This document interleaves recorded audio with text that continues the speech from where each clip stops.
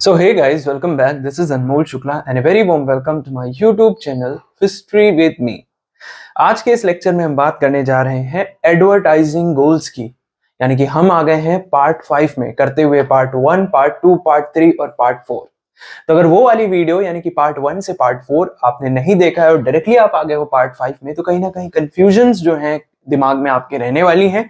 Clarity के लिए जरूरी है कि आप पिछले लेक्चर्स देख के आप फिर इस लेक्चर में आए, ताकि कोई भी दिक्कत का सामना आपको ना करना पड़े। आगे बढ़ने से पहले if you new to the channel, subscribe and hit the bell icon to get the daily updates and notification. और आई नो आप बहुत ज्यादा सपोर्ट कर रहे हो मेरे को, अपने दोस्तों के साथ, बेस्ट फ्रेंड के साथ शेयर कर रहे हो चैनल को, और उसी का नतीजा ये है कि चैनल ने 4300 सब्सक्राइबर्स पूरे कर लिए हैं। That's all possible because of you guys, so thank you and thank you so much.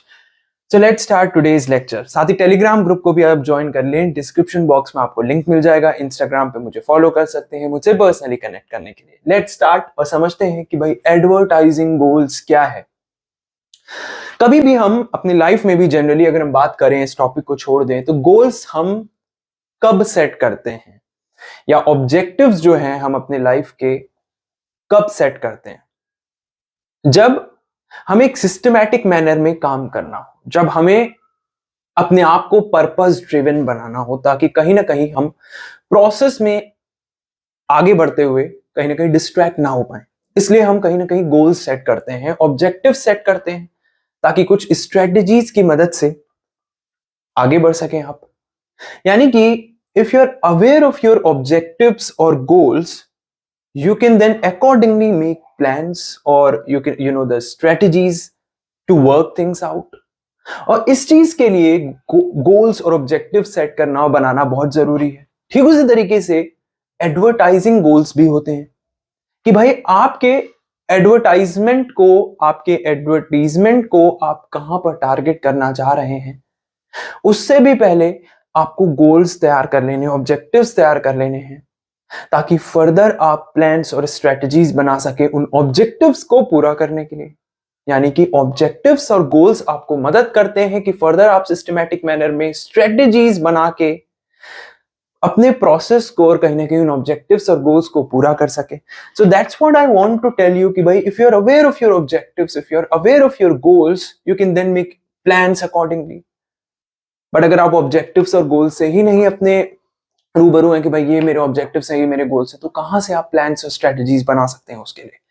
So it's really really essential और it's really really important in your general life as well, और here in this topic as well, कि भाई आपके पास goals हो। That's why we are studying this topic itself कि भाई advertising goals क्या हैं, वो कौन कौन से गोल्स हैं जिस पर कहीं ना कहीं एडवर्टाइजिंग डिपार्टमेंट जो है वो कहीं ना कहीं फोकस करता है।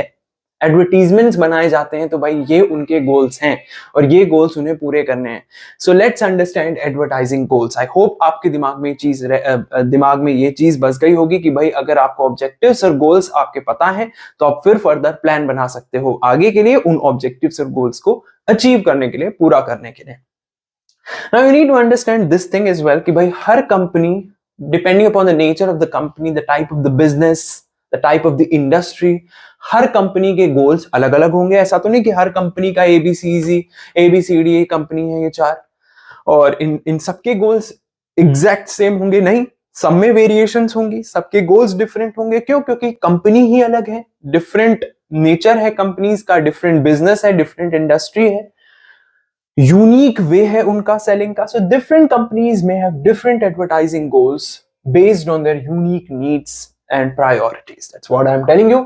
तो भाई एडवर्टाइजिंग गोल्स क्या है, क्या गोल्स हैं हमारे एडवर्टीजमेंट के, क्या गोल्स हैं जब हम एडवर्टाइजिंग कर रहे होंगे as a company, as a department, किस बात पर हम फोकस करेंगे? Let's understand advertising goals. Point number 1, हमने जब पहले लेक्चर में पढ़ा था कि भाई एडवर्टाइजिंग क्या होता है, तो ये एक प्रोसेस है, जस्ट एक प्रोसेस है जहां पर अपने प्रोडक्ट के बारे में आपको, जनरल पब्लिक को आप अवेयर करवा रहे हो कि भाई ये हमारा प्रोडक्ट है। आप प्रमोट कर रहे हो अपने प्रोडक्ट को, आप अवेयरनेस फैला रहे हो in the general public, to the target audience basically, that this is my product, this is the specification of my product, these are the specification of my product, and these are the needs that you'll be able to satisfy when you're going to buy this particular product. So that's what you're doing through the advertisements, through advertising. What you're doing through creativity, through innovation, you're showing the quality of the product, you're showing the specification of the products so that the target audience can buy it. Basically what you're doing, generally what you're doing in the first step, you're creating awareness about your product. So brand awareness, it's very very important. Brand familiarity increase करना, तो ये सबसे पहला, the first and foremost goal of advertising is कि भाई आप brand familiarity create करो, brand awareness create करो, थ्रू लोगोस करो, थ्रू सिंबल्स करो, थ्रू प्रोडक्ट करो, थ्रू डिफरेंट मीन्स कर सकते हो आप, बट आपको brand awareness, brand familiarity create करनी है, आपको एक स्ट्रॉन्ग इमेज क्रिएट करनी है, एक यूनिक इमेज क्रिएट करनी है अपनी ब्रांड की, strong and unique image of your brand. और क्या ये रात भर में हो जाएगा? नहीं, it takes time, it takes efforts, it takes creativity, it takes innovation, it takes a lot of things which as a department you need to do, as a company you need to do and think and brainstorm, then only you can achieve it. बहुत सारे ऐसे products हैं जिन्होंने ये चीज achieve की, हमने पिछले वीडियोस में भी उनकी बात की है। ब्रांड अवेयरनेस, पहला सबसे इंपॉर्टेंट एडवर्टाइजिंग गोल यही है कि हमें ब्रांड अवेयरनेस क्रिएट करनी है, ब्रांड फेमिलियरिटी क्रिएट करनी है, कि स्ट्रॉन्ग और यूनिक इमेज क्रिएट करनी है अपनी ब्रांड के लिए, क्योंकि जरूरी है ना कि आप अपने ब्रांड को अलग दिखा पाओ from the competitors company. So for that it's really very important that you are creating a strong at the same time a unique image. So you are creating an impact on your target audience. Definitely you can't target everyone. So you have to focus on some specific target audience. Especially if you have started a new business, you have to focus on target audience. You can't focus everyone, because अगर आप चाहोगे कि भाई आप सब पर focus कर लो तो आप किसी पर भी फोकस नहीं कर पाओगे। So एक स्पेसिफिक ऑडियंस, एक टारगेट ऑडियंस पर फोकस करो जो आपने रिसर्च करके बनाई है, and then what you need to do is you need to create brand familiarity. You need to increase the brand awareness. So you are creating an impact on your target audience by increasing brand awareness and making the customers aware of your brand existence, कि भाई आपका brand exist करता है, and that's what it offers. So that's what you're doing through brand awareness. Another important advertising goal is to increase sales revenue. Now what do you need to achieve? Brand awareness से आप एक strong and unique image create कर रहे हो, back of the mind में आपकी ये है कि प्रॉफिट तो आएगा ही भाई। एक ब्रांड की इमेज जब क्रिएट होगी, गुडविल क्रिएट होगी, एक स्ट्रॉन्ग और यूनिक इमेज क्रिएट होगी, कस्टमर रिटेन होंगे, तो डेफिनेटली सेल्स अपने आप बढ़ेगी। सो टू इंक्रीज सेल्स रेवेन्यू, ये भी एक गोल होता है एडवर्टाइजिंग का कि भाई हम एडवर्टाइजिंग कर रहे हैं ताकि ज्यादा से ज्यादा लोगों तक हमारा प्रोडक्ट पहुंचे। तो जो मोटिव है वो प्रॉफिट है, जो मोटिव है वो सेल्स को बढ़ाना है, अपने बिजनेस को बढ़ाना है। So back of the mind में ये चीज तो है कि भाई सेल्स तो बढ़ेगी ही एडवर्टाइजिंग के through. So advertising goal number 2 is to increase sales revenue, which is quite obvious too. Point number 3, customer retention. Customer retention का मतलब क्या है कि कस्टमर रिटेन हो। दैट मीन्स एक पॉइंट ऑफ टाइम के बाद companies are not only doing कि भाई वो सिर्फ नए कस्टमर्स को टारगेट कर रही हैं, जो भी उनके पास एग्जिस्टिंग कस्टमर्स हैं उनको भी वो इंगेज करके रख रही हैं। That is very important. You just not targeting new customers, you are also retaining the existing customers through various things. आप शॉपिंग करते हो through different websites, आप देखते हो उसी की तरीके सिमिलर प्रोडक्ट्स आपको नोटिफिकेशंस आती रहती हैं उस वेबसाइट से लगातार। अब एक मोबाइल फोन खरीदते हो, उस मोबाइल फोन को खरीदने के बाद क्या वो मोबाइल फोन आखिरी होता है उस मॉडल का? नहीं, वो चीजें बदलती जाती हैं, स्पेसिफिकेशन बदलती जाती हैं। तो भाई नंबर 6, नंबर 7 आ गया, इस फोन का नंबर 8 आ गया, ये चीजें बदलती रहती हैं। डिफरेंट फोन्स में ये होता है, यानी कि वो लगातार क्या कर रहे हैं, ट्राई कर रहे हैं अपने में अपडेट लाने की, अपने में इनोवेशन लाने की, जिससे एग्जिस्टिंग कस्टमर्स भी रिटेन किए जा सके। So you not only retaining the existing customers but also focusing on the new customers. So keep existing customers engaged so that they can come back for the repeat purchase. That is really essential for the long term success of business. So ये point number 3 था, customer retention. Then market penetration. Market penetration का मतलब है basically आप expand कर रहे हो अपने पैर, you are expanding your market.